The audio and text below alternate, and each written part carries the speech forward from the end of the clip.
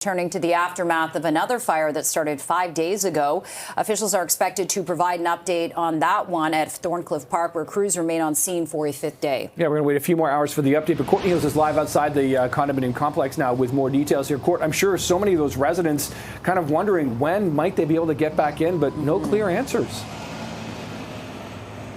Yeah, still no timeline, and I think that's part of the frustration with all of this. I mean, the firefighters, of course, focused on this active fire. It's been 5 days now, the fire affecting the inside of the walls of the condo, guys. It's in the insulation, and we've heard from crews saying this is challenging. It's a stubborn fire. They make some progress, then they notice smoke. There's also the concern with carbon monoxide within the building. So that's the focus for the crews here on scene. The firefighters, again, trying to put this fire out, and then they'll move into fire watch, meaning they're really going to be on standby to ensure the fire doesn't spark up again. Once the area is considered safe, that's when residents will be able to get in to get a sense of how their property was impacted. We don't know what that looks like, though. We know that the crews are just really focused on getting the fire out and making sure it's safe before anybody can go inside.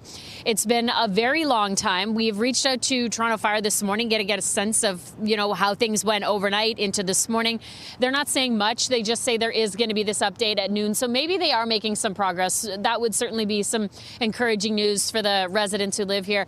And we're talking about a lot of people. I mean, 400 units, more than 400 units still evacuated. So more than 400 people, at least more than 400 people live here. And many of them are staying at hotels that have been offered up through the city of Toronto with family and friends, really just anywhere. And people seem to kind of come back. They're checking in to see if there's any updates. And then they go back to either their hotel or their friends and family. They have buses on standby here, guys. All the buses are empty right now. I went and checked. But if somebody stops by, they're looking for information or they're hoping that maybe they could get into a unit. And if that unit is considered safe to do so, they might have that sort of access.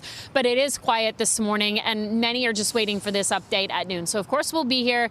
We understand it's going to be fire crews, maybe a city councillor and the city. So an update through emergency services. Those crews are also on the ground. And again, their focus is just helping the residents impacted by this horrible fire. So when that update happens, we'll carry it live, and we'll let you know what we hear from people, if and when they stop by. It has been quiet. I haven't seen anyone yet, but it is still pretty early. I'm sure those residents, Courtney, are crossing their fingers for some potentially good news at noon when that update does happen later today.